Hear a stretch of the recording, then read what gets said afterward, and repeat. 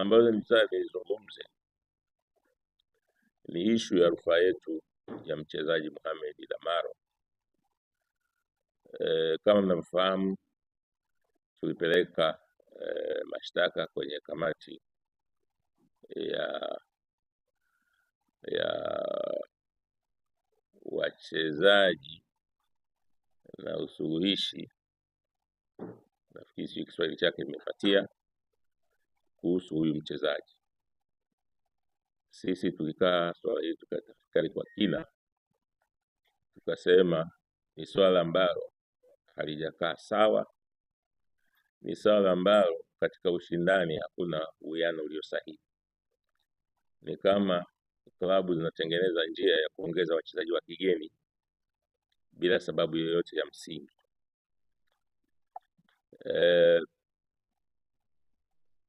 Kama tunasema mchezaji aliyepewa uraia hawezi kuchezea timu ya taifa, basi sababu ya kumpa uraia ilikuwa ni nini? Ilikuwa ni kuhakikisha kwamba klabu moja au mbili zinakuwa na wachezaji zaidi ya wengine walioruhusiwa kwa mujibu wa kanuni. Tumepokea majibu ya kamati ya hadhi sheria za wachezaji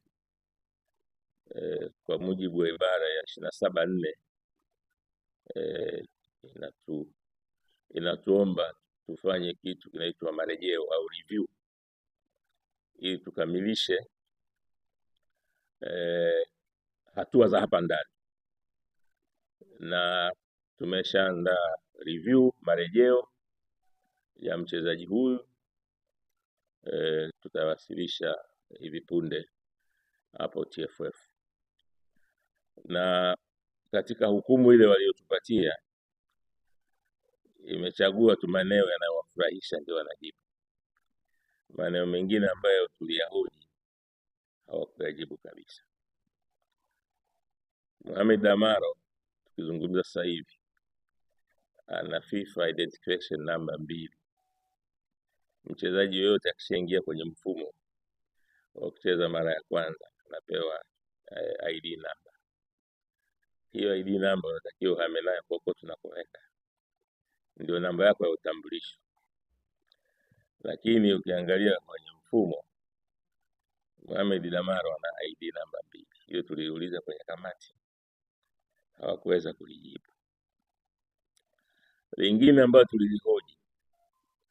tulihoji huyu Mohamed Damaro kama hawezi kucheza timu ya taifa ya Tanzania, ina maana kwamba yuko eligible, wanasema wazungu, kuchezea timu ya taifa ya Guinea.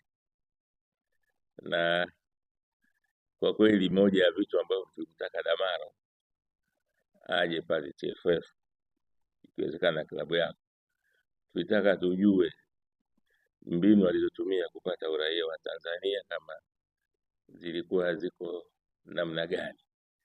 Kwenye cross examination ambayo tuliomba, tulitaka tujue kama Damaro ameukana uraia wa Guinea, ameukana lini na ameukana katika namna gani, kwa sababu wazungu wanasema kuna president. Kuna mchezaji anaitwa Josephat Bada ambaye alipewa uraia pamoja na huyu. Wakati anaondoka hapa ilibidi aondoke katika uraia wake aliokuja nao Tanzania hapa, sio uraia wa Tanzania. Na hiyo ni kwa sababu kama angetumia uraia wa hapa, kuna ile kitu inaitwa TMS, transfer matching system. Sio, kuna mzee wangu mmoja alisema transfer monetary system, ni transfer matching system. Ile transfer matching system isingekubali, kwa sababu data za mchezaji fulani na huku lazima ziwiane, ndio transfer inatokea. Sasa huwezi kuwa huku ni mwingine, huku ni Mtanzania, ukaweza kuhama, hilo halitatokea. Kwa hiyo yote hayo tuliyahoji, hayakupata majibu. Tumeomba review, lakini hatutaishia hapa kwa sababu tunaamini kwenye kanuni za ligi zetu zimetambua wachezaji wa aina mbili. Mchezaji wa Tanzania atatambulika kwa passport na kwa kitambulisho cha taifa. lakini in bracket wamesema awe mzawa. Tunaelewana? Atatambulika kwa passport au national ID, lakini in bracket awe mzawa. Mzawa maana yake ni indigenous. Kuwa na passport, kuwa na ID haikuwezeshi kuwa mzawa, kwa sababu kwa mujibu wa taarifa ya uhamiaji wanasema huyu alipewa uraia kwa njia inaitwa tajinisi, naturalization. Sasa kama amekuwa naturalized, kanuni zile zile za TFF zinasema mzawa. Kwa hiyo kuna mchezaji mzawa na kuna mchezaji wa kigeni. Sisi tunaamini Lamaro hakizi, kwa mujibu wa kanuni zenyewe za TFF, hakizi vigezo vya kuwa mzawa. Kwa hiyo yote hatumeyahoji, lakini kamati ya sheria na hadhi ya wachezaji hawakuyajibu haya. Kwa hiyo tunaandika review na kuweza kuomba, na naomba niliseme hili jambo si jambo dogo kwa nchi, kwa sababu Simba mwaka jana baada ya sisi kuona wenzetu wamepewa uraia, tunaandika barua uhamiaji wachezaji wetu kwamba kuna baadhi ya wachezaji wetu wanaomba nao kupata uraia. Hatujawahi kujibu hiyo barua mpaka leo hatujawahi kujibu hiyo barua ya wachezaji wetu wa uraia. Kwa hiyo sisi tunaamini ligi kuu ya Tanzania ni brand kubwa, ni product kubwa.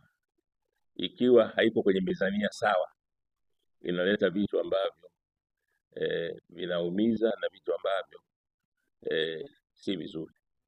Kwa hiyo jambo hili sio tu tunaenda kasi baada ya review kama tutapata tunayotaka, tunaandikia pia FIFA, kwa sababu tunaamini kuna fraud. Fraud kwa Kiswahili nasemaje?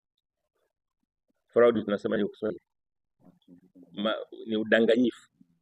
Kwa sababu kama unaweza kucreate ID nyingine ili mchezaji acheze, unashindwa kutumia ID ya mwanzo uliyokuwa nayo Gine, ina maana unafanya udanganyifu.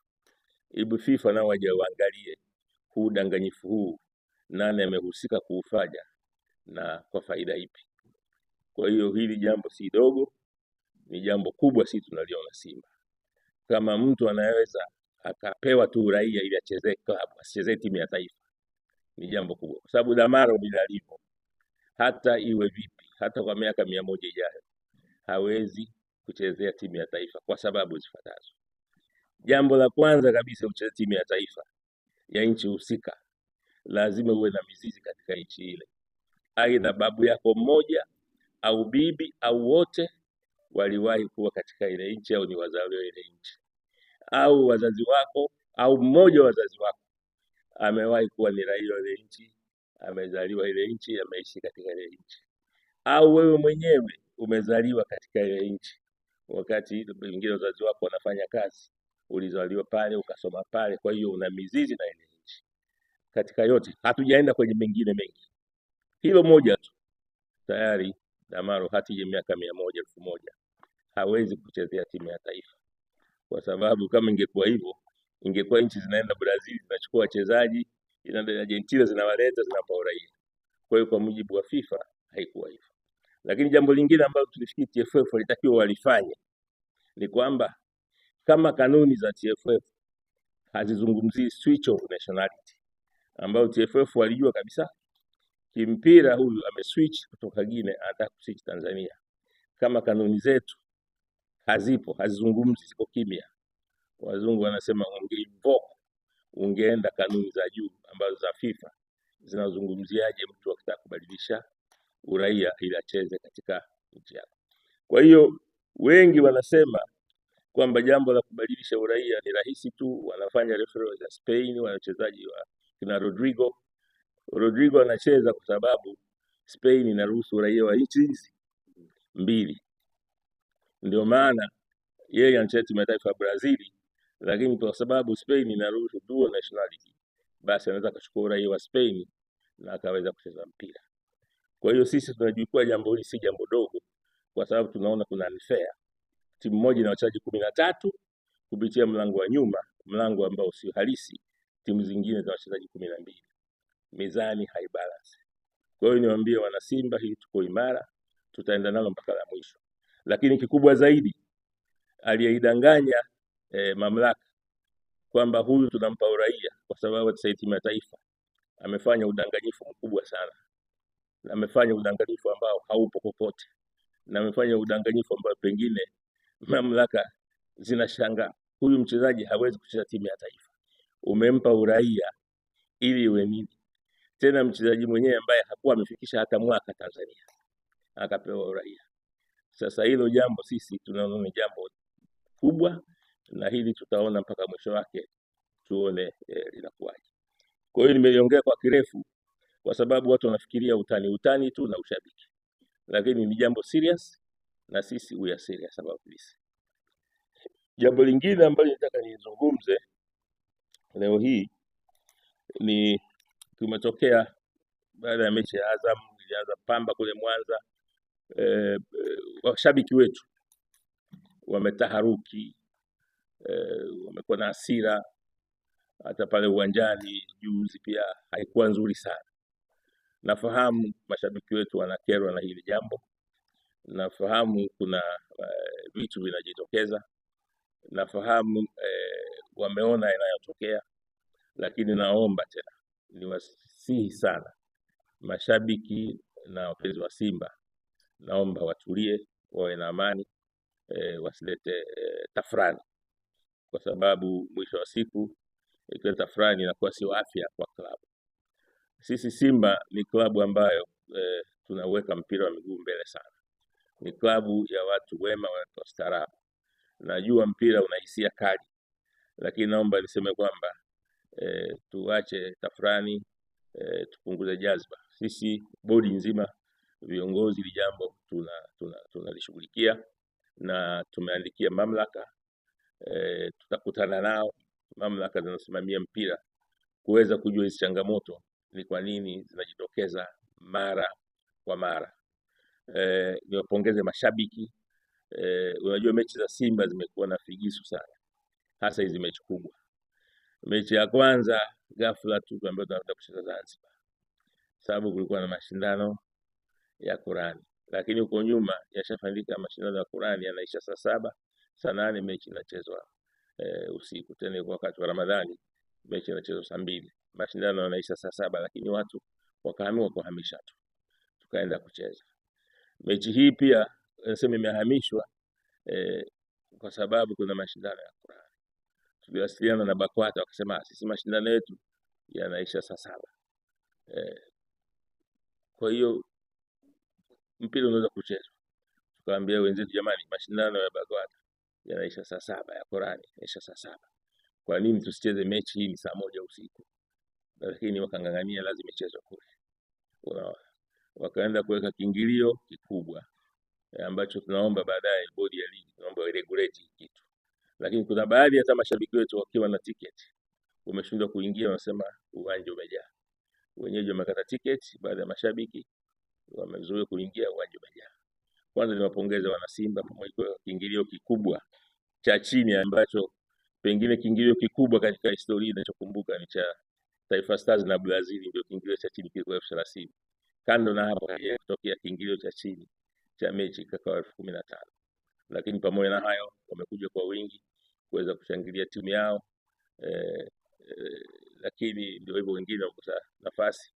Tunaomba baadaye mamlaka ili jambo linaliangalia sana, la kufanya regulation ya vitu viweze kwenda sawa. Kwa hiyo nawasihi mashabiki wetu, mashabiki wema, mashabiki wenye uwerevu, wanaopenda sana timu yao, wawe na amani na watulie. Viongozi, bodi, tunaifanyia kazi ya malalamiko ambayo yamejitokeza siku za karibuni.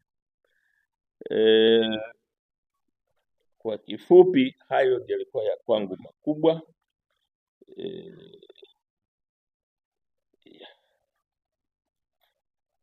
Hayo ndio yalikuwa kwangu makubwa. Na sasa nakaribisha maswali. Karibuni mama.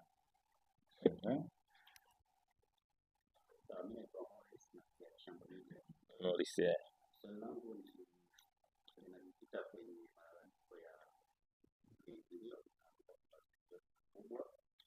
nataka tujue kuna miongozo ipi ambayo wanaoendesha nchi wanatoa